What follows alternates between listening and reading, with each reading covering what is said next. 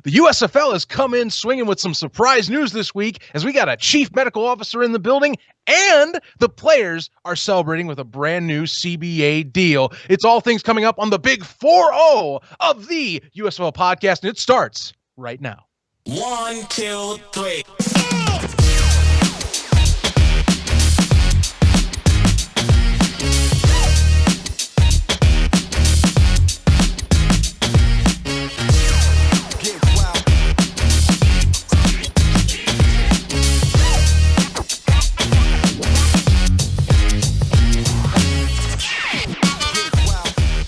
Welcoming everybody into the latest edition of the USFL podcast. I am Zach Heilman. As always, sitting in this hosting chair. It is my week, of course, as you know. We rotate hosts. I am up, and alongside me, of course, my good buddy, my good pal, my good friend, my partner in crime. I can give so many other details. It is the ref himself on the opposite side, anchoring things down.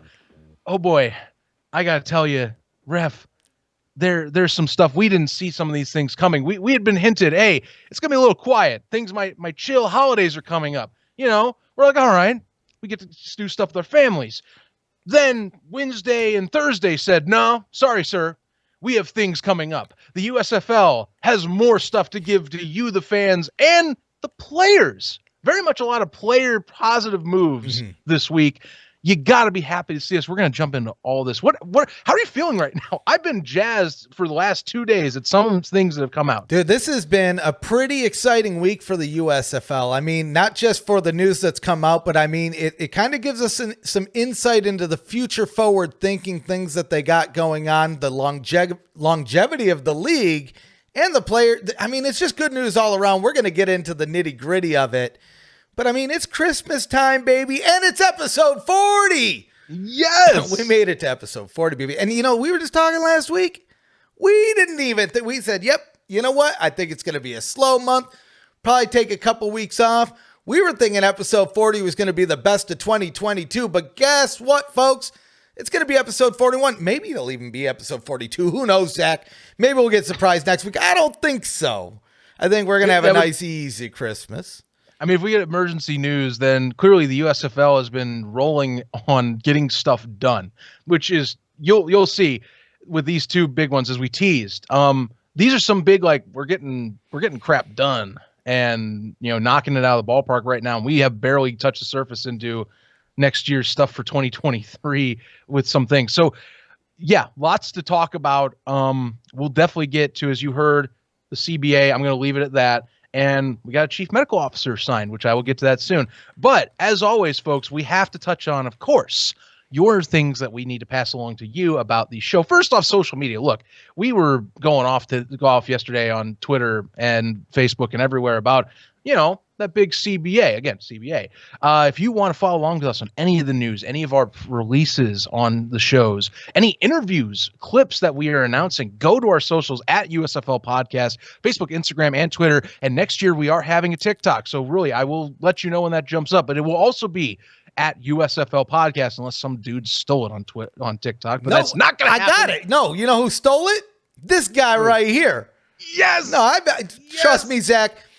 We have USFL Podcast on everything. I don't think we have a Rumble, but we might after this show. We'll never use it, but I want to own it just in case. What if? Look at Stefan safeguarding my future in TikTok. That sounded weird, but I'm going to leave it at that. But yes, go to USFL at USFL Podcast on your favorite social media platforms. Give us a follow along or whatever you want to do, what it is on each one. Speaking of that, YouTube, same deal, USFL Podcast, and click the bell and that subscribe button. Especially if you click that bell, guess what? It builds morale. You're going to feel really damn good about clicking that bell and that subscribe button, and you get all the USFL content that you need and updates from us. And we're going to have more stuff coming along the pipeline for next year. So you definitely want to subscribe. We're getting back up on those numbers, guys. It's been really great seeing those starting to rise up, because we can try and get that 5K jersey giveaway that we keep talking about. Once we have 5,000 subs, here's the deal. You are entered into a jersey giveaway. We're going to give you a custom USFL jersey of your choice from the shop. You just got to be one of those subscribers on our list, and we will announce when that does come up once we hit that magical 5K number. Also, speaking of merch, we got a great partnership with Breaking Tea. You know, those guys that make licensed merch for the USFL, the XFL, they've done it in the past, other leagues like the NFL, NBA, you name it. They make a bunch of alternative great stuff. I got some awesome old gear from them that I still wear today. Go check them out. 10% off your next order using our USFL Newsroom link, which is USFL Newsroom, one word. Again, 10% off with your code USFL Newsroom as well. And as we stated, we still are having that best of 2022 show.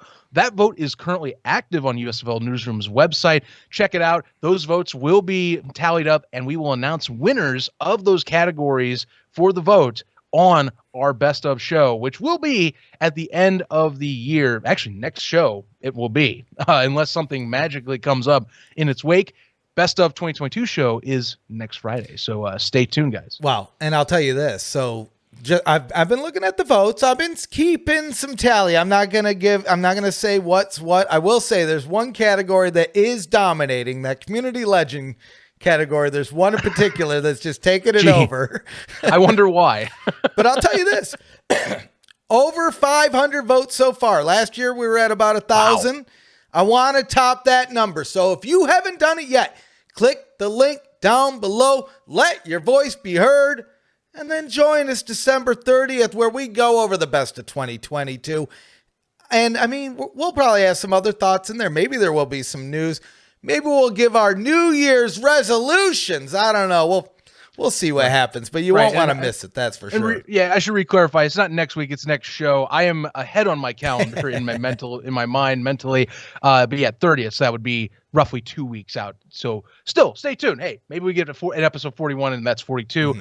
Who knows anymore? Today as in, day we record. You guys know that we set up early, but also just this week is a surprise for many of things, as we are going to jump in and give you all the stuff the USFL kindly dropped to us and many of the media this week, as well as fans, on plenty of player positive moves. That's what you got to take away from this week of December 12th. Positive moves here for the league. So kick things off Wednesday. We're chilling out. We're getting messages from folks that, hey, something might be coming up that's pretty big. And so like, all right, let's see what's going on. And so the USFL announces they have hired a chief medical officer. So first one ever for the league. It is a very much well accredited person by the name of Dr. Jim Ellis, who already works with the NFL, by the way. He still has a position with the NFL, by the way. He helps coordinate team medical care at NFL events currently. He also works as the visiting team medical liaison, and emergency action plan programs is what he helps with the league. But he now joins the USFL at the same time for that position, basically working on anything that the league needs in terms of setting up medical partners, helping with medical care, best paths of action forward. He's the guy now on player safety. They have a dedicated, they had UAB helping them a ton last year. Now they have an independent person that is independently under their wing that is going to be actively focusing on that sector starting this season. Well, and the theme of this week really is longevity, right? And if you want to be in the game for more than a season, more than 2 seasons, 5, 10 seasons, you need to keep your players healthy, right? And I mean, there's a much bigger emphasis on player safety now than there was 20 years ago and even 40 years ago. And it's even more, we've talked about it in the past, right? This is an opportunity for the USFL and really even Fox to kind of tinker and test things for broadcast, things for rules. Well, this is another one of those where you can start testing, like, what are some ways we can make the players safer that will eventually work its way up into the NFL?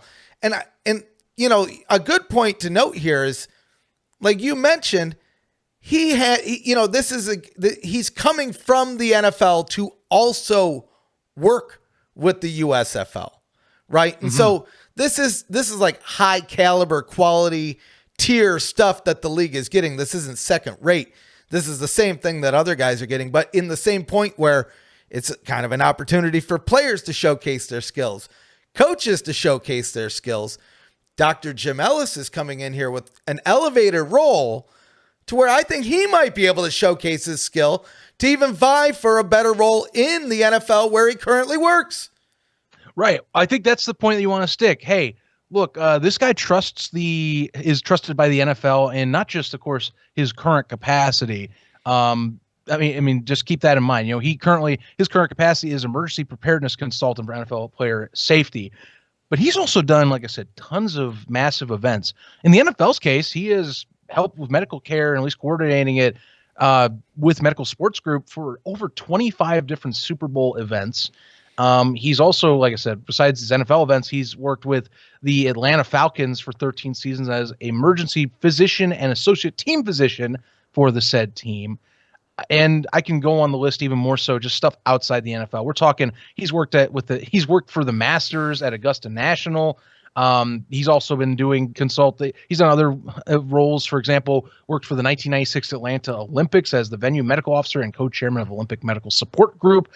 He's worked with the LPGA. He's worked as medical director for Atlanta Motor Speedway, massive, top one for, Speedway Association of America. I believe that's what it is, but it's the guys who help run tracks for NASCAR. They're one of the top dogs there. You also have, for example, he's also worked FIFA Women's World Cup. Same deal. Facilitated medical care for the 1999 World Cup. His background is extensive. I think the biggest thing that stands out, and we just talked about, the fact that this is a guy that still works with the NFL. So yes, it's a consultant, but practices that you are using in that professional level and in that game setting are going to transition over to the USFL and vice versa. This man can basically liaison what both leagues are talking about and what might be the best practices for both sides based on what resources are available, which Fox is definitely showing they are increasing those resources this year. And player safety, as they've said since the beginning, is not one you skimp on. Mm-hmm. Just that connection. He works in football for quite a bit. He's already sticking with the top league as it is in that role. And now he gets to take on basically the other top dog, one of the other top dogs. Well, and the thing is too, is we're seeing another consistency with the USFL, right? They're lean and mean in season one, right? But they're sticking to kind of this growth plan. And we'll talk about this more with the CBA stuff, right? Season one, get on the field, get through a flipping season. Year two, expand the hubs, build upon what you have. And really, I'm going to drive this point to the ground, the legitimacy factor of the league, keeping the longevity of the league. I mean, this is something that you need. This is something that it's the logical progress. We haven't seen this before, Zach. We've tried and tried and tried and tried and tried again to get to a season two with a spring football league. So it was hard to see kind of the full direction, but as it kind of pans out, as we're seeing it play out, this feels right? This feels like, this is something that you want. And I love the fact that the other, we talked about the longevity factor, but a lot of the things that we're seeing here is not talking about this year. It's talking about this year and beyond. Right? And that's beyond. Huge to me because we've heard a lot of people talk the game before, but we're seeing it in action, right? About putting your money where your mouth is, put your actions where your mouth is as well. And signings like this one, again, they had a great partnership with UAB last year. UAB Medical, from what we understand, they did a fantastic job. They're one of the top dogs in the company in that sector. So they did a great job selecting it.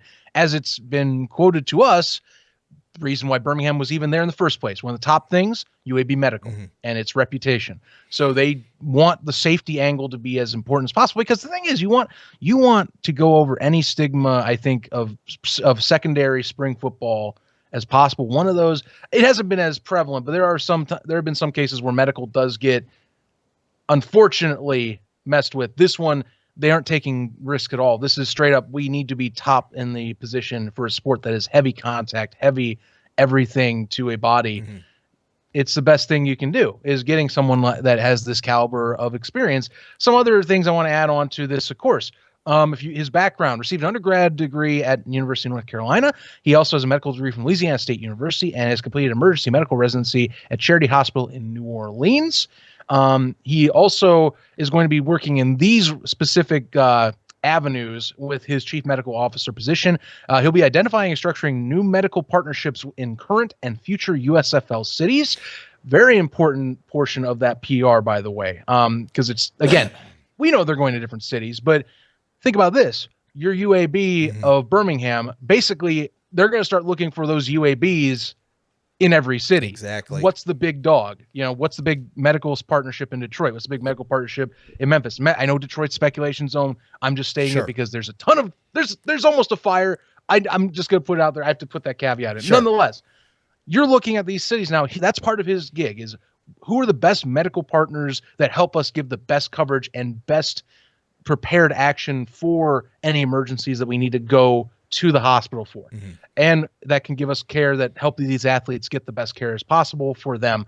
He's also going to be collaborating closely with team coaches, general managers, and athletic training staffs, as well as already established expert medical advisors and partners across the league, aka one of those being, of course, UAB Medical, who, again, great job. So his scope, safety, and trying to find the best people that can give the best care where the USFL is going. Sure.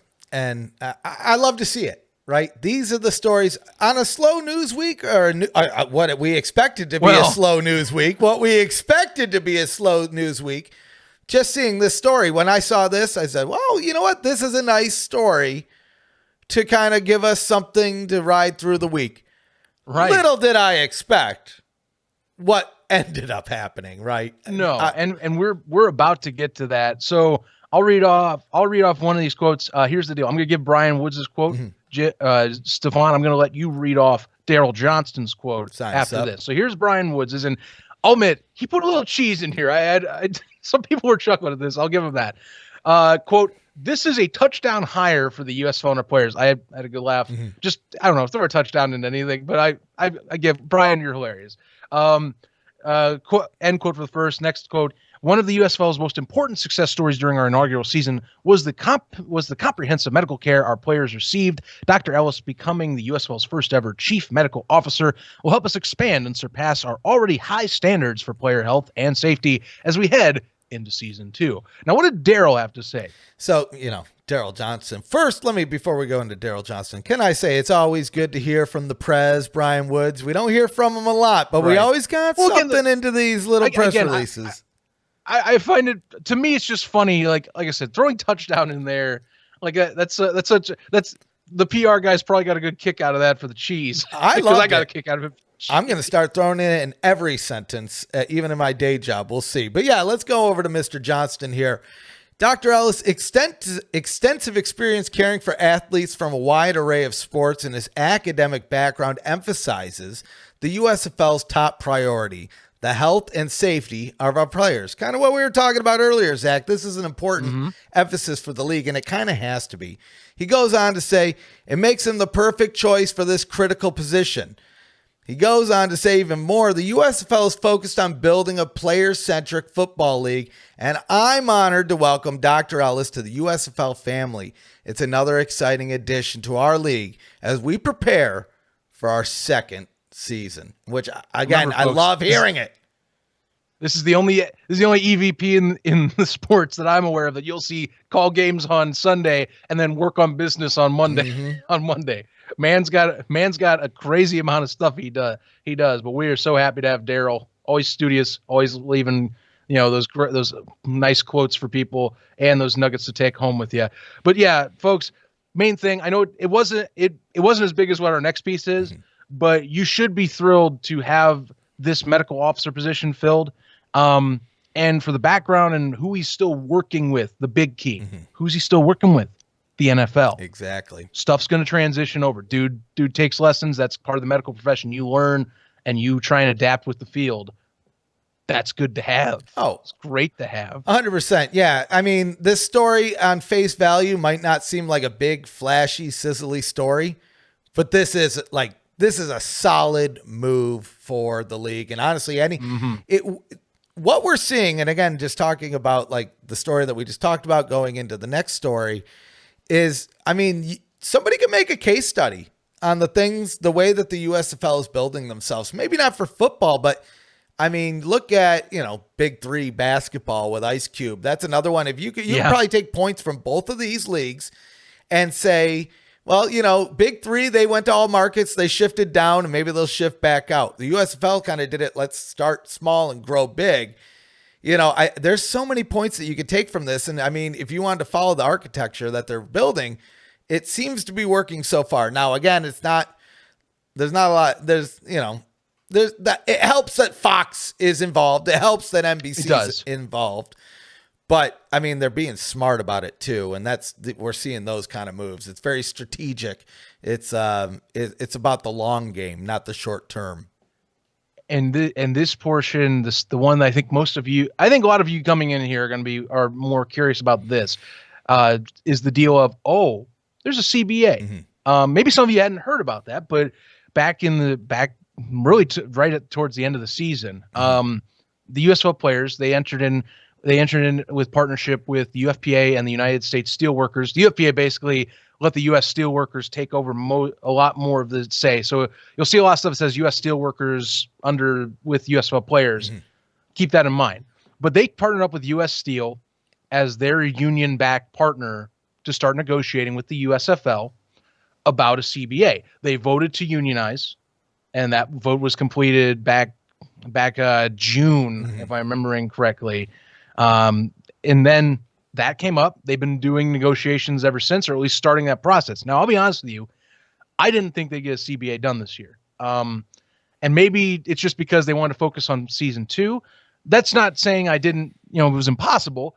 My personal preference, I thought that they would go, all right, get through season 2, kick the collective bargaining agreement in when we have free agency for every one of the bigger leagues we were with in terms of competing players, and then we bring that to the table. But let's just say I'm surprised in the best way possible. We both are. 100%, but yeah. The USFL has a tentative CBA that needs just to be ratified.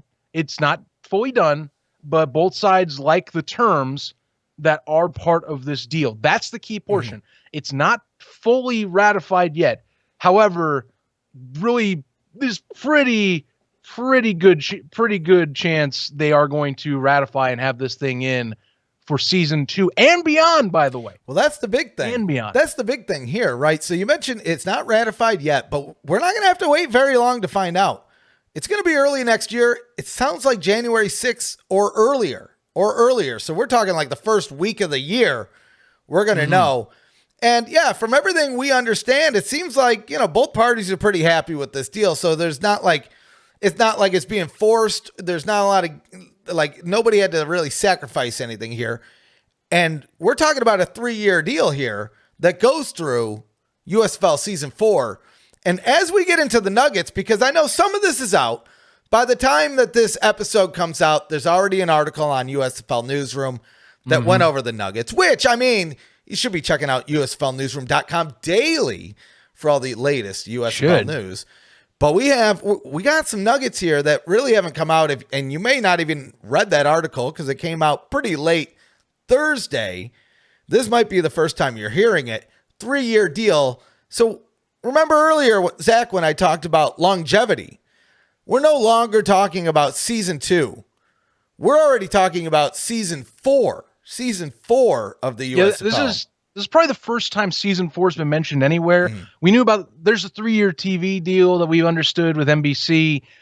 I haven't heard anything about 4 until this time. Right. So that's a new next avenue, 2025. Haven't heard that year mentioned at all until now. Yep. About any possible plans. So keep this in mind. What we're going to do here, just to make this easier for you folks, because I want to show, we want to show everything. So we're going to give you a side-by-side here if you're watching on YouTube. Otherwise, if you're on the podcast, you're fine. You'll hear everything. Sure. But if you're on YouTube, we'll give you all the details so you don't have to worry about taking notes, because we'll do that. So as you'll see on the screen, there goes the effect. We got everything on the side. We'll go again. Tentative CBA deal. CBA needs to be ratified, as we've said, by the players. Is expected to be after the new year, so January 6th is what that key date is coming up next. It's going to be a 3-year deal going through season 4. here's the compensation numbers, and you'll be really happy to hear if you've been following along with any of the ones for spring football. You'll be happy to see these. Active players, they are going to now be compensated $5,350 a week. That's up from $4,500 from last year, aka roughly a 20% increase of pay. Inactive players, these guys win a ton. Yes. And I want Stefan, if you want to put something real quick, they win a bunch here with this new deal. Well, to me, this is like, okay, the active roster, that's a nice boost, but the inactive roster, because we're talking 1,500 up to 2,500, $1,000, 66, almost 67% increase here. And I mean, if you're a guy that was maybe on the edge, you have options this year, right? There's a couple arena options. There's the XFL. There's the USFL. There's options out there. You're not sure. Maybe I'll be in the active in the XFL and but inactive in the USFL with the different caliber of play, whatever it might be. Well, you know what? Now there's a little bit more incentive, and we're going to get into this list, Zach, because beyond this incentive, there's a lot of other. I mean, this is when I compare it to last year. I think there was a lot of hubbub. Like, there was the face value viewing of the contracts when they came out last year. And then there was kind of the picking it apart and finding the negatives. And I feel like they've addressed a lot of that here. There's a ton that's addressed. I mean, the inactive one, I think alone, people have had their own, like, sure, it was amazing. It's definitely amazing to see active pay raise. The inactive one, and as well as this next point I'll mention here, you'll see on the list, and you're probably like, oh yeah, I remember this being talked about. That'll also strike home for a lot of people. So if you're an inactive player, you are making solid per week pay, and you are getting more experience with professional coaches on the side, and your chance to go up and be activated on the roster if you want. I might as well mention this while we're on the active rosters, because it does come up later on in these notes. You'll see it. So year one's active roster to inactive ratio. It's still 50 players. However, 40 active, 10 inactive. That's from similar to last year's deal. They're sticking with that number. That changes for years 2 and 3. So year 2 in the CBA, that active number comes to 42. Inactives go back to 8. 2 more players are getting their pay basically doubled on rosters now if you make it to that active roster through practicing and through coaches, incentivizing who's going to make that active game day roster for you. Year 3, same deal. So they are also scaling this up as they go. I think this is to me seems like a negotiation part where you're going, we want to scale up, but you got to follow along with us. We'll give you that. If you let us get through this next year, and then we get to year 3, we're trying to get bigger and better. We'll make your deal even bigger and better as a player represented side. Yeah, no, and exactly right. And so that's the thing to keep in mind here. CBA year 1, USFL season 2, CBA year 2, USFL season 3, year 3, season 4, right? Now that's it. Now, again, we're talking about different ratios of money. It seems like a little, okay, only 2 players, but 2 times 8, 16. That's 16 more guys getting essentially double, right? A little bit more than double than they would have got in the lead up season. So, I mean, there is a lot to that. One thing here too, just going back to the player compensation, housing, right? That was a big thing in the last season. This year, training camp, fully paid for, active, inactive, whatever. Training camp, the league is footing the bill. There's nothing that they have to deal with after that. After training camp, to me, this is crazy, because when I originally was going through the details, I had to even ask. I said, wait, $400 a week or $400 a month? No, $400 a week for all players for housing. Yeah. That's $1,600 a month. Now, think about this, Zachy boy. Maybe 2 guys on the Stallion, they decide, you know what? Let's just go roommate. Maybe they were roomies last year. So let's just go get a small apartment. That's a lot of money that they have at their expenses to go find a small 2-room apartment. I know things are getting out of control when it comes to rent, but I don't think they're that out of control, Zach. I feel like you might have some extra spending money on the side. Well, when you have a stipend like this, in an ideal month, you have 4 of those stipends land. So that's 6, like I said, $1,600 in your pocket. That is even for a studio in most of the cities that pretty much all the cities that they are in, you can either come close or all of them, you can get a studio apartment. You can easily share with one of your best buds on that team and have your stipend pay off. And as you've talked, maybe you pocket some of the change, like that's the deal. Or you repurpose it for your own life. That's a big win compared to last year. I mean, we're not going to sugarcoat it. The league got a lot of flack last year for their housing setup from a lot of other sources because of the fact that they were, had the original hotel set up. Now, remember, they did move out of the hotels at a certain time frame in the season. That a lot of players did do that, and they were free to go. It wasn't that you were locked in and were stuck downtown, but people did point out, like, hey, they're paying some of their salary out of pocket for something in this negotiation like that. Now they're saying, all right, this was a big sticking point, I think, with the CBA negotiations for players was we want some sort of housing. And they stuck to their guns. They got it figured out. And the Fox's bite is going to take this and run with it. It's good money for them. I think if you're looking at this deal, the bonuses, I think the raise in pay for guaranteed money, that's great. If you're a player, though, that gets that housing stipend, that is such a peace of mind portion you don't have to worry about. And you get to worry about taking a bit home while also still focusing on your career. Basically, the league is giving you that to say, hey, we want you here. I think that's also symbolizes something. We want you here. Here's this. Pay off your stuff. Don't worry about residency. We want you to focus on football. Right. Right. It's one less thing to worry about. Well, 100%. Right. And I mean, happy players, happy league. I mean, you want these guys to stick around, especially, like I said, the name of the game, longevity, right? Championship bonus, it's moving from 10,000 to 5,000. But I think this covers this, though. I mean, we're seeing just the housing stipend alone. Think about this. You don't even need to win the championship game and you're coming out on top, right? You're essentially getting a championship bonus plus some just from being in the league, right? Yeah, that bonus and performance bonuses were kind of what was kind of changed over. There's not really any performance-based bonus anymore. But here's the thing. If you're a player, I think this is how they looked at it and why I see them going, yeah, I prefer this. Performance bonuses are great if you're able to hit them on a consistent level. Now, if you're worried more about focusing, redeveloping yourself and, trying to pocket something for your own gross income, as well as focusing on getting the next level. I think performance bonuses don't matter as much here in that sake. I think they're still great if you have them. If you're like, for example, the XFL has them, people can take advantage of those. I applaud. But if you are negotiating, I think you care more about the guaranteed money in this instance.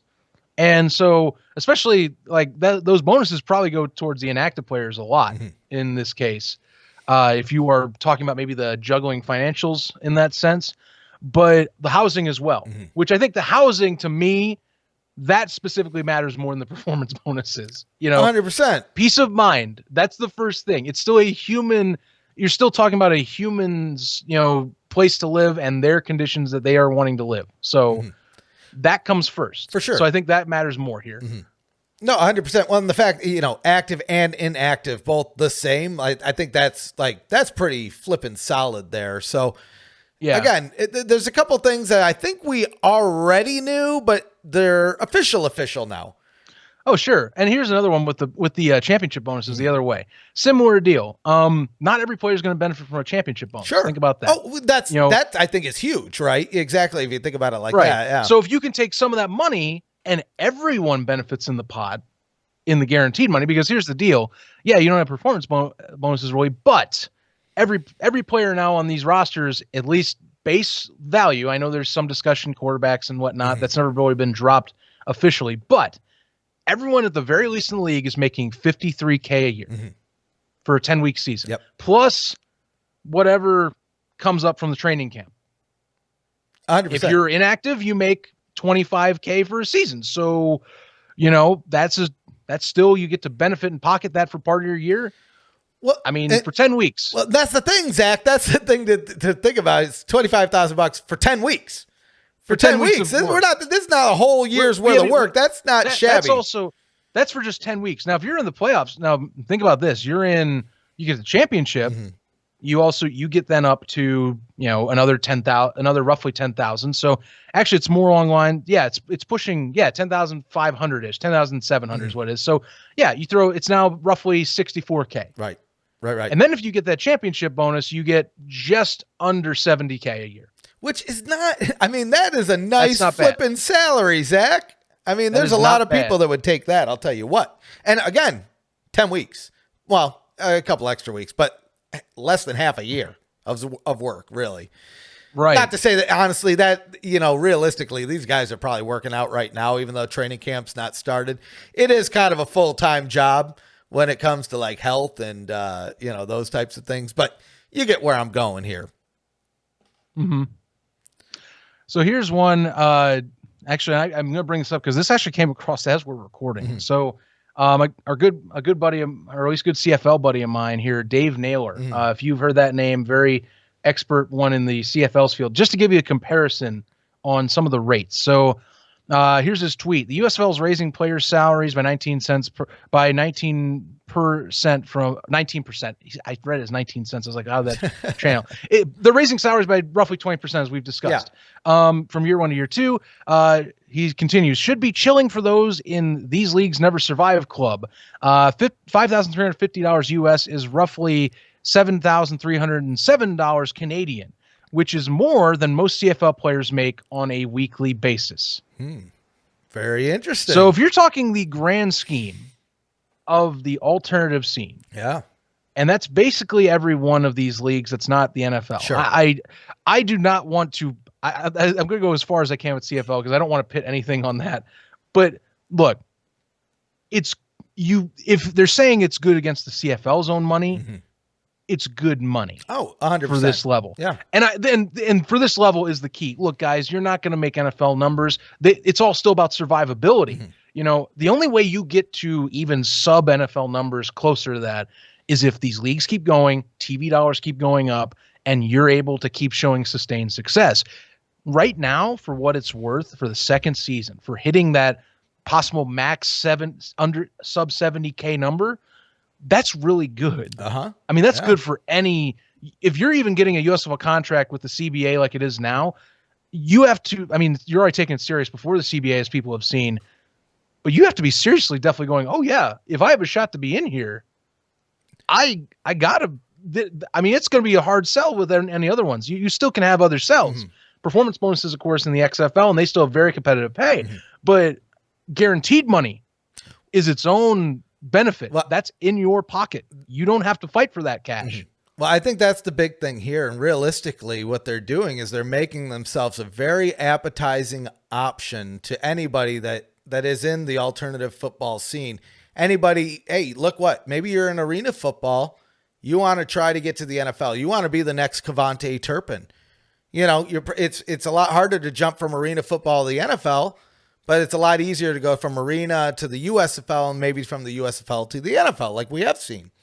Yeah. And it feels like what Fox is trying to do is make this the best place for football players outside the NFL.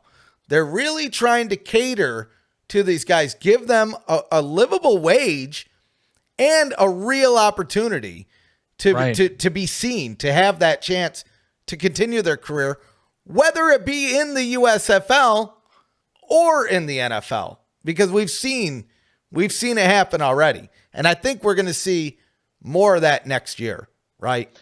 That's all they're, I think, trying to keep going up and up. And I think, I like I said, it addresses a lot of the questions for players. I think there were definitely some people out there, and this is just because I think some folks still, I think some folks have their stigma on unions. Mm-hmm. I'm going to just put it out there. I'm not going to go crazy into that, but when the CBA negotiations started, there were a few folks going, oh boy, mm-hmm. Here we go. This is it. And I'm going, well, now hang on a minute.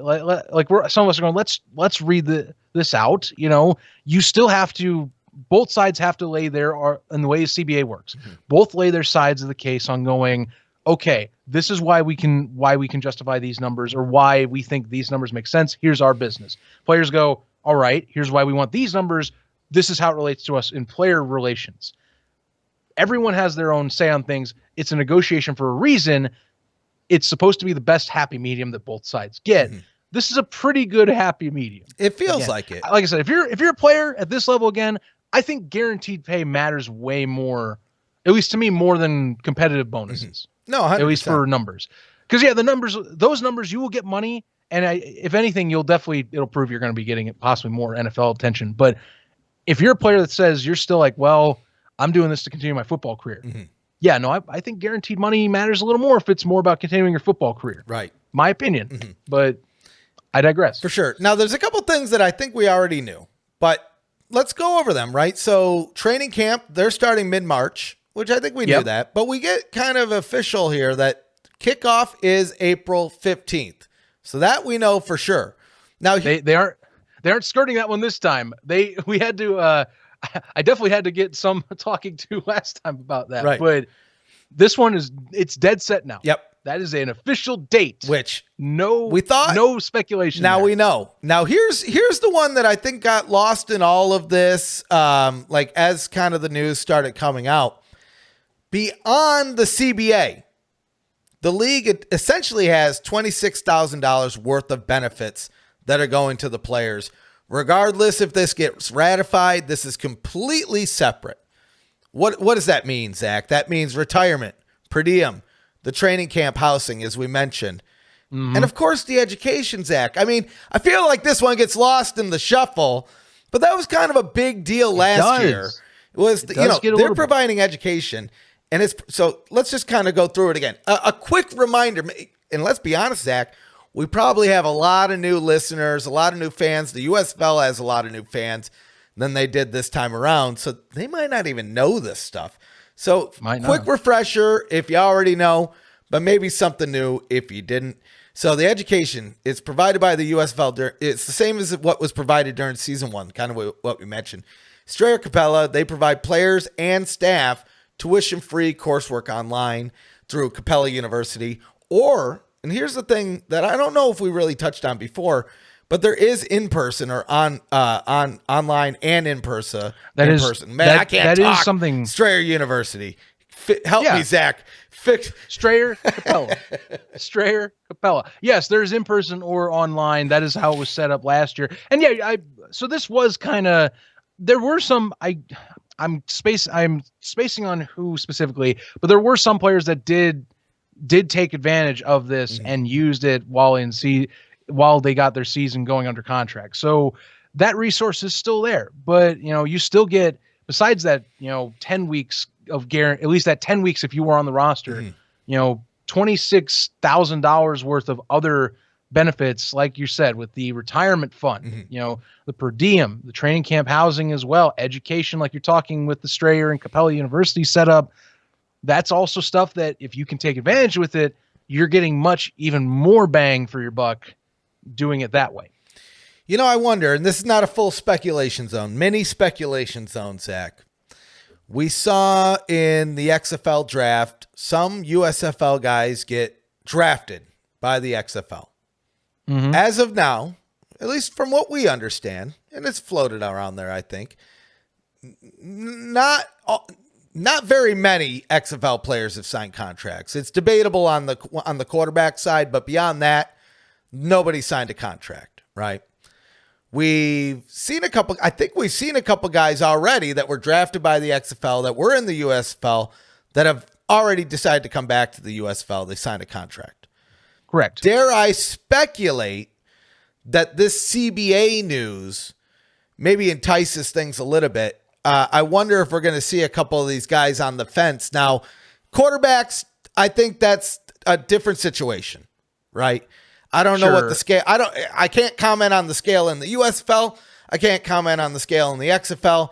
So I'll say let's leave that part out of it. Let's just no quarterbacks, but like tight ends, running backs. You get what I'm going here, right? Yeah, you can't do QBs. Those numbers.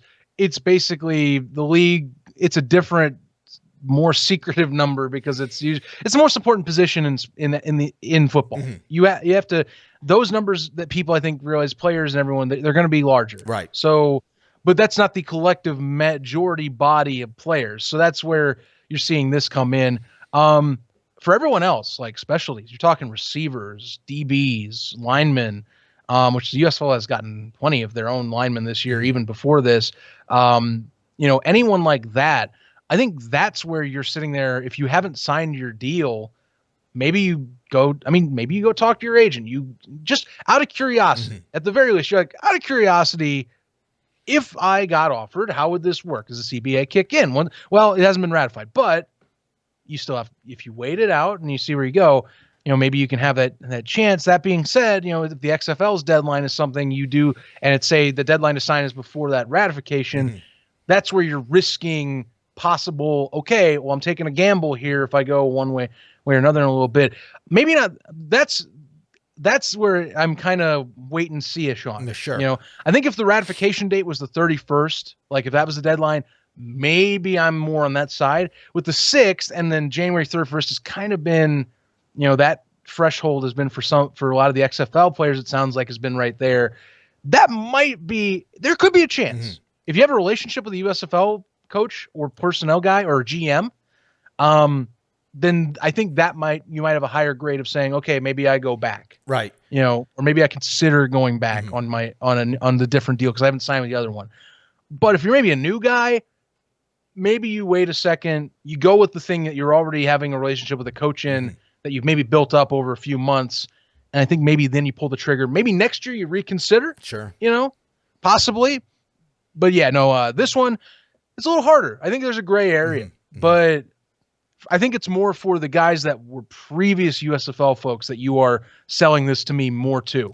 That might have been thinking if they had that opt-out chance to then go, this is where that sells you back on, okay, maybe this is my opt-in. This is the telling of the opt-in right here. Right. Yeah, no, I agree completely. I mean, realistically, it's just one of those things. It's the little enticement spot, but I wouldn't doubt if there's at least a few of these guys that maybe decide to stick around solely based on this alone.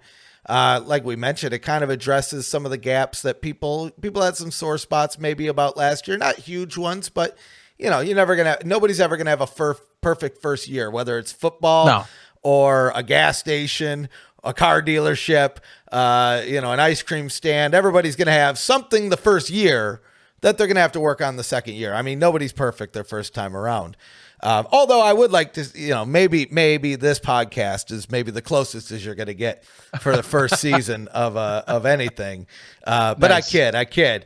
But I mean, it'll definitely be interesting to see to play out. But I mean, one thing that I think gets lost in the shadows is I feel like there is a little bit more uncertainty with something like the XFL. I mean, some could make the argument, well, in 2020, it looked like it was going to survive.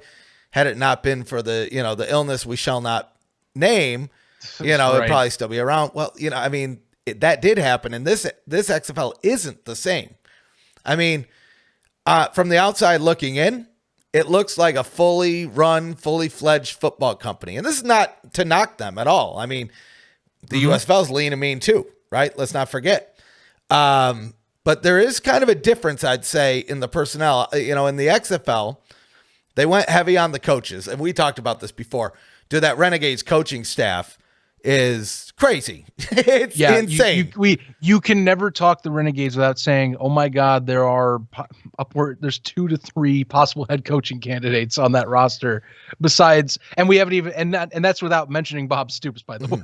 Exactly. But then when you take the layers of the onion deeper though, and you start looking at things like ticket sales and, Las Vegas stadiums and those kind of things, as a player, I would say, okay, yeah, the USFL's not in all their cities, but we're not just talking about season 2. Screw the incentives, screw the bonuses, screw the differences in pay. They're already talking about season 4, right? With plans in place, with the things that need to happen to make that happen. So I think there's the beyond the numbers, there's the optics that I think contribute. Sorry, Zach, go on. The beauty, well, no, you let it in. The beauty of competition. Yep.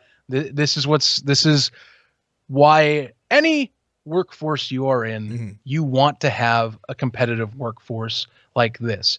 And yes, some folks worry about the, having multiple of these of spring football leagues, which, I'll admit it's still more of a niche, but it's something that I think is changing in my opinion because of what it brings to the table. Having competition, not just for eyeballs, but for the talent. You win on both fronts as leagues that try and set themselves up to be the best possible for each side. This CBA partially, I think, stems partially because of the XFL coming out and saying, and to going to agents and going their own way and saying, hey, here's our numbers. You want to check these out? Because that's how I see it. You know, if you're a player and you're seeing agents or you're hearing agents come to you maybe and going, hey, just letting you know, like, we got more money over here. And like, you see those guys and you're the USFL and you're going, wait a minute. Okay, interesting. And then the players go, well, now wait a minute. And you go, and they go to you and you go, I see. And then the unionization helps with that, having that representation saying, hey, these are these numbers. Can we get to this number? Well, they did that. Yeah. And competition breeds better product, better player and employee statuses. It's good for the industry. And that's the stress. Like having this little cat and mouse game. We've said it for so many shows. I just love these little back and forths that these two have. Well, here's the thing, though. It's fun. I don't even know if I don't think it's a purposeful back and forth, though, right? I think this is just the natural evolution of what would ever happen if there was two of these things at the same time. Because I'll be honest, like from what I can see with the USFL, it really seems like they're focused on the things that they're working on. Other than, I will say, sign them up on the jersey tweet. I thought that was a little funny. Yeah. Sign them up. But beyond that, I mean, they are focused on their things. They're looking at the stability of their product. They're not just hiring people, Zach. They're hiring football people that know football, right? And not just for the coaches, but behind the scenes, right? Dr. Jim Ellis, not just a medical, he doesn't have a lot of experience, just a lot of experience in the medical field, but specifically with sports, specifically with football, right? You look at the people running the league, Daryl Johnston, Brian Woods. You know what they know, Zach? Football. They know football. And so we're seeing a football company run by football people to create stability because, I mean, Daryl Johnston's a great example of this. How many of these spring leagues has he been a part of? He knows the things that will work, the things that could have worked, and the things that probably would have never worked had they stuck around. That's right. And that's, I mean, probably a big chunk of the success of this. Plus Fox, I wish I had the details in front of me, but there was a conference the other day where a few of the executives were talking about essentially the USFL being an incubator for ideas, things that they could test for the broadcasting for the NFL. So again, this is like, it's a two-way street, right? Whereas in the past we've seen, the AF's a good example. They needed the NFL to work with them to survive. The USFL doesn't need that, but they kind of have it anyway. They're both feeding with each other in this two-way street that I don't think we've ever seen this fleshed out in the past. I don't know, just my thoughts. The only other one I can think of, and actually some people, at least if they're our audience that have watched the OG version. The closest I can relate to is the USFL taking on the NFL back when it was trying to be that level. Back when football in the 80s was, the NFL was still a powerhouse. But you got to realize the NFL is not what it is today back 40 years ago. It was big, but there was still possible room for competitors. So the only thing I can equate it to is that in terms of, we're going to bring this money to the table. We're going to bring these things that maybe if you're a pro player at the top level, here's another thing. The scene's changed to where you need to have a second level personally, but now that's kind of where I look at it. Now you have two players in this level. They're going, here's my side, here's your side, and back and forth trades and jabs. And that's the closest I got. And I think that's, again, it breeds healthy competition. Also compared to the OG one in the past, people have learned plenty of mistakes from the past. At least it appears they have. And we're hoping they continue to learn from their mistakes and that we don't have to worry about having to then take another lesson from another league. Right. That being said, that's the closest comparison I got is 40 years ago. And that had to be an NFL that still wasn't even fully at where it's at today. Player compensation for the NFL, keep this in mind. Back in the 80s when the USFL came up and was its own thing, the numbers were kind of, that OG version, keep in mind, had some interesting financial decisions. Sure, yeah. But one thing that they did spur, player numbers in the top level of the sport, they skyrocketed. Oh, yeah. The NFL had to respond to that. The NFL doesn't get crazy with compensation, to me, as fast unless the USFL came along. Oh, so I would almost say that's a fact for sure. For sure. Just thinking that at one point was its own right. You know, the landscape's changed completely ever since 2001 with the original XFL also going under, you know, both of those and anyone else that's come up. That message of competing with the NFL, it doesn't exist. Why? Because the NFL is too big. For sure.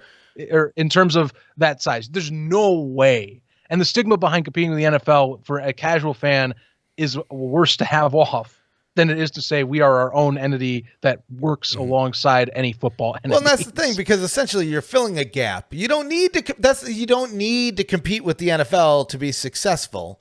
And I mean, the biggest thing that you need is to stay alive. Right? Yes. I mean, I think a lot of these survivability, longevity. Yeah, I think they could have worked. Those 2 words. Had they had the money, had they had the whatever to stick around, right? So the USFL seems on track to do that. I mean, never say never. Never say never. But I mean, all things point to season 2, 3, and beyond, because right now we're in that second phase of the 3-phase plan, you know, move into more hubs. We already know 2 of them.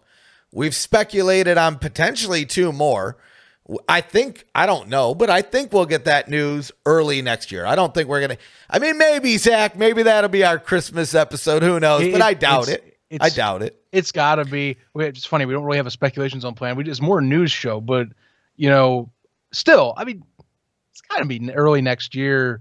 You would hope. Credit negotiations with cities. They go at their own pace. We know very much so about, we remember talking about Birmingham back, you know, last October. Right. So it's all about getting the right deal and making sure that every check mark box is complete to run your stuff. Even Memphis. Right. Memphis took its own longevity. So depends on how long Detroit's been going.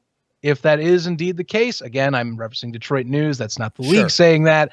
I'm just telling you, if and when, that'll come out next year before the season if it is. So that's all I got. For sure. Now, I think we only have one story up. We could probably package it together. This happened. I mean, this is probably nice for the guys that we're about to talk about, because the CBA news probably wasn't out as they were going through this. The first one I want to talk about, though, the Breakers, we teed it up last week. They got a GM, they got a head coach, and you know what they got now? They got another quarterback. Got a quarterback. And I mean, this one's kind of an interesting play, because if I remember correctly, you correct me if I'm wrong here, he was kind of in discussions to maybe going to the XFL next season. Now he lands with the Breakers, Akil Glass.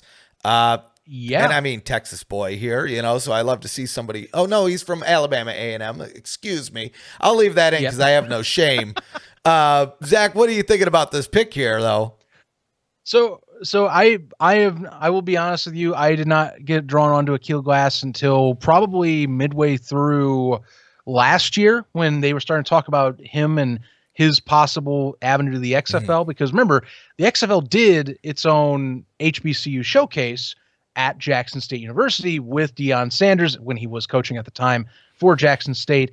And he was one of those participants. A lot of HBCU journalists, they think he is one of the best prospects in the coming out of the HBCU, you know, scene from last year. He actually was in the NFL draft, didn't get picked up. And he got those showcases. And a lot of people thought he was going to the XFL. I'm not, this isn't some slight thing or whatever. This is the case. If you talk to anyone in the community, Akil Glass was expected to go to the XFL.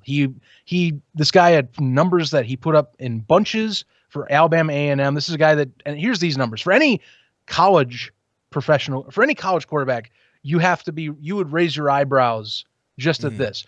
Over 12,000 yards in a career passing in college football, over 41 starts, 109 touchdowns over 41 starts in his college football career, only 41 picks. And that's out of 47 games he was participating in. 41 of those were starts. He also was a St. Louis native. So you add in that fact too, and people are like, okay, well, what if the Battlehawks pick him up? You know, I mean, it's a high production quarterback. You know, you get to go also with Anthony Becht, double up on the local feel. I mean, that's what people are going with, and he didn't get picked up. And I think people were wondering if maybe like the supplemental draft he would go in. And so seeing, Ryan Cave getting signed on as their new GM for the Breakers, that was shortly before this. And now, Akil's here. That was a need. Kyle Sloter's going to the XFL. It's basically done. He's been training with the guys over there and has already been announced in the draft. He also went to an NFL squad, so he got free release early, so he doesn't have to worry about the deadline. Glass comes in as a prospect, I think, that has a lot of potential and is one of those guys, small school, might need a bigger spotlight. This is the spotlight. And he's going with John DeFilippo, who, in terms of development for quarterbacks, the man's got a resume that's pretty damn good. You cannot ask for one of the better coaches in this league to go for QB development and professional development than the guy that's coming from the NFL to this job with the USFL. Well, he is the USFL's quarterback whisperer. I know I joked about it with the spring league with Kevin Gilbride that he's the quarterback whisperer because, John Tomlinson might have a word with you, but I'm standing up for the interview because I'm going to be a QB coach. But you're right. In terms of the known property, that's what John DeFilippo specialized in the NFL. That's his background. And you know what? I can't wait to see it. We kind of talked about, it'll be interesting to see what happens with the new coach, the new GM. Are they going to mold their team? And I think this is the beginning of that, of them molding the Breakers into something. And one thing that Coach Flip that has been very adamant about in all of his interviews is he wants a championship team.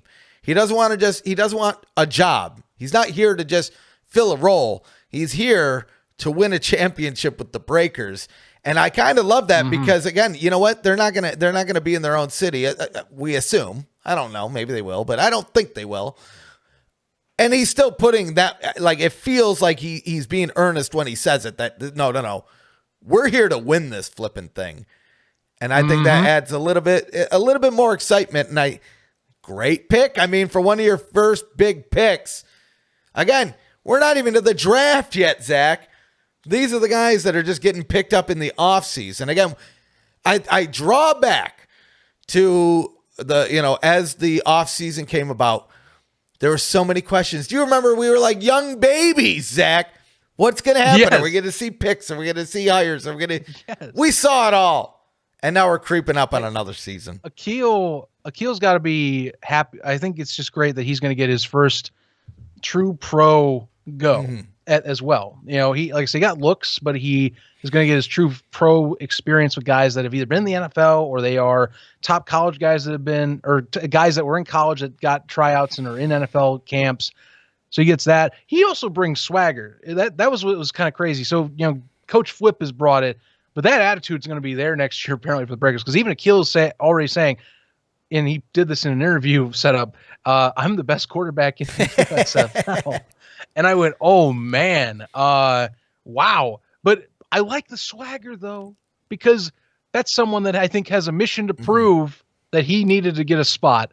And he's going to a spot that I think, depending on who signs back, there's still some, I think, waiting. We've been hearing more and more, though, that some more guys might be signed back on that maybe haven't been announced. Actually, in that John Tomlinson interview, that was a good confirmation of, hey, I didn't know about the quarterback statuses for that, but all five are back. That was something I had been saying, well, is it not? So yeah, think about that. There's stuff that isn't being fully revealed entirely that might change, but think about this for the Breakers. Say everyone offensively comes back. I'll put it this way. Tino Ellis, don't mind him. He was right behind everybody in yards. He was top 3 in the USFL last year in rushing yards. Also a good pass catcher. Johnny Dixon, Jonathan Adams, 2 of the most dynamic receivers in the league last year. And honestly, if it wasn't for Kyle Sloter getting caught up with compounding injuries, you wonder if the production for those guys kept on going up and up. Because think about that. Akil Glass, if he continues with his production with Alabama A&M, he steps in. This dude's a 2-time winner of Black College Player of the Year award, which is that's the biggest honor for HBCU schools, or at least one of the top honors for HBCU out there. And he comes in, he starts slinging the rock as well. He's got big body receivers, or in the case of Johnny Dixon, more of the mid-range but speedster-esque type of guy. and he's delivering it functionally, and he's able to stay healthy. That line holds him up. New Orleans, to me, at least on what is possible, enters the fray as a legitimate championship contender once again, as well as if you bring back the majority of that defense that was one of the top 4 in the league. That's a championship contender again. Right on. And all it took was signing a guy that we didn't even think was going to be here in the first place. Yep. I mean, the Breakers, I think they have, because here's the thing. We talked about this either last week or the last episode or one of the other episodes in the recent past that, I mean, the Stallions, you know what? You got a lot of footage on what they did last year. The Maulers, everybody else, you know who you don't really is the Breakers, because you have a new head coach, a new GM, which is kind of taking you potentially in a different recruiting direction. And now we're already seeing a different quarterback. We don't know if he's going to be the starter or not. We have to see how the rosters play out. But we're starting to see the direction that they're going in, and we're just at the beginning of that because realistically, Flip, he's been around a little bit, but the GM just started, I mean, last week, maybe a couple weeks ago. So Ryan Cave is only, he's only just getting in, but that's a big move, and they're going to be doing a lot more. I mean, it took a lot. Just you have to get the right pieces. Especially like for a league like this, if you have guys move on, you got to get the right folks. It looks like they're getting at least the right people to recruit so far. Right. So good. The only other team that, like, I guess while we're on this path, the only other one I'm waiting on to see what happens now, and it's more a coaching standpoint, the Gamblers. Right. I'm there's actually a lot of open spots now. JD Runnels, he moved on to the UFL, which I'm going to put my caveat and 2 cents on the UFL here because of that whole thing. I don't buy it, and it's because the National Gridiron League was what it was before. So I put it out there, and I already kind of tried to send a message to JD saying, hey, be careful, because Joe McClendon can't be trusted, guys. Allegedly. Seriously, look up. I don't know if that makes sense, but allegedly. Lawyers are lawyers, Zach. I know. I'm being a little over the top. Allegedly. Just look, if you're on the show and you're even curious, just look up the National Gridiron League, find the incident that happened in Fort Wayne. That's all you need to know. It's a pattern. It's all I can tell you. Episode 40 is my favorite episode. It took you 40 episodes to turn into me, Zach, where I'm like, oh, no, don't say that. I am learning. This is a learning process. I've gotten a lot of expertise in, managing my phrasing. Yeah, I mean, you know what? The best of luck to all. Here's the thing. I hope they get off the ground. I hope it's real. I hope it's legit. It just doesn't seem to have the best track record leading up into this. I'm keeping a closer eye now because Runnels is a coach. That in itself, I'm going to be like, all right, I bite. Right. Let's see where this goes. For sure, yeah. Maybe they got something going on. I mean, to the point of the Roughnecks, not the Roughnecks. Geez, shame on me. The Gamblers. I even got the hat right here. The Roughnecks. I mean, it's Houston. Yeah. I understand. I haven't slept in a long time, Zach. So anyway, the Gamblers. I think Pocket Aces on Twitter had mentioned that probably soon, probably near the end of December, early next year. So they're generally right on. Our friends from USFL Network, so check them out over there. Mm-hmm. And they usually have a good line in with the coaching staff, or at least what's left of it, over in Houston. So hopefully we'll start seeing those spots filled here in the near future. As a Roughnecks fan, come on. I'm keeping an eye. You for your sake, you got to be keeping an eye. I mean, like I said, Runnels was another, like, just seeing him go again, I'm like, oh man, come on. Yeah, they're going to have, I mean, the job already was tough enough replacing like Tim Lewis, but getting a few other guys that have moved on to other positions as well. Because not even just Runnels, they had another person, David Leahy, I think it was, that he moved on too this week. Right. So, it'll all work around. It'll all work out. Maybe next year. That's what we need is a couple new coaches. We're going to go 10-0. Actually, that's what is going to happen, Zach. We're going to go 10-0. We're going all in, all wins. An all-wins season. 12-0, baby. Sign them up. Sign them up. Sign them up. Folks, I think that's about it. I think so. I think that's what we got. It's been a show. It's been a week. Surprise show, surprise fun. Hey, you know what? Episode 40 now. Episode 41, probably. Dare I say, I don't think we'll have another one, guys, until December 30th for the best of 2022. Jeez, this is how we know we're near the end of it. Make sure you click the link down below. If you haven't already, go let your voices be heard. We want to know what you think. Favorite team, best team, all that good stuff. Who you think's going to win next year? Community legend, all that stuff. Make sure you go fill it out. Zach, any parting words before we head into the holidays, really? Any parting words? If we don't see you before Christmas, happy holidays, Merry Christmas to you, or anything else that you are celebrating. Thanks for tuning in as always. And look, more things are ahead. Who knows? What are some more surprises? We'll stay posted as always. Stay tuned to this channel as always for anything that might come up, because we're going to talk about it. If it comes up, we're going to talk about it. The answer's always yes. The answer's always yes. So I'll finish off. Look, sign you up. Catch you on the next one. Possibly if it's not best of 2022, maybe we have another. But until next time, thanks as always. Stay tuned.